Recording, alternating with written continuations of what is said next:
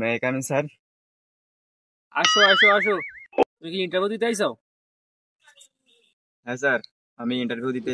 अच्छा। আমার প্রথম প্রশ্ন, এশিয়ার সর্বপ্রথম কবি কে? এশিয়ার সর্বপ্রথম নোবেলজয়ী কবি আছে রবীন্দ্রনাথ ঠাকুর। বাহ বাহ, খুব সুন্দর হয়েছে।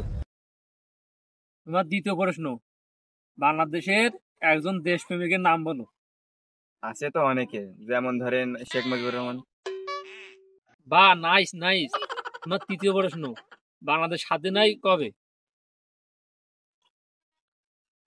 হওয়ার কথা ছিল তো 1947 সালে, কিন্তু হয়েছে 1971 সালে 16 ডিসেম্বর।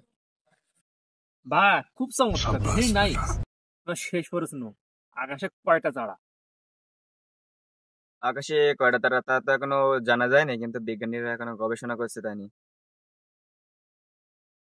বাহ, খুব সুন্দর, ভেরি নাইস। তুমি আসতে পারো। আমার এখন উঠতি বয়স ফুর্তি লাগতেছে। ভাই আপনি কি ইন্টারভিউ দিতে গেলেন? হ্যাঁ ভাই। তা কি প্রশ্ন আইছে? প্রশ্ন তো ভাই জানি না, কিন্তু উত্তর মনে আছে। উত্তর মনে আছে? হ্যাঁ ভাই। তাহলে কোয়ান একটু শুনে। প্রথম প্রশ্নের উত্তর হচ্ছে রবীন্দ্রনাথ ঠাকুর, দ্বিতীয় প্রশ্নের উত্তর হচ্ছে শেখ মুজিবুর। ভাই মাত্র দুটো প্রশ্ন? না ভাই, এখনো দুটো আছে। কি দুটো প্রশ্ন আর নেই? না ভাই, আরো দুটো আছে। কি ভাই? তৃতীয় প্রশ্ন হচ্ছে 1947 সালে হওয়ার কথা ছিল, কিন্তু হয়েছে 1971 সালে 16 ডিসেম্বর। আর চতুর্থ প্রশ্ন হচ্ছে গবেষণা করে জানা যায়নি। ও তাহলে ভাই থাকেন, আমি যাই। তুমি কি ইন্টারভিউ দিতে আইছো? হ্যাঁ স্যার, আমি ইন্টারভিউ দিতে আসছি। তোমার নাম কি? ও লোক তো প্রথম প্রশ্ন উত্তর করলো রবীন্দ্রনাথ ঠাকুর। তো স্যার আমার নাম রবীন্দ্রনাথ ঠাকুর। তোমার বাপের নাম কি?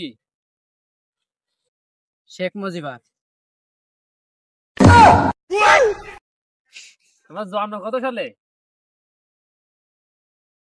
স্যার হওয়ার কথা ছিল তো 1947 সালে, তা হয়েছে 1971 সালে 16 ডিসেম্বর।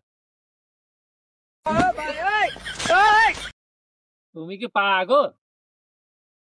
সেটা এখনো জানা যায়নি, তা নিয়ে বিজ্ঞানীরা গবেষণা করতেছে।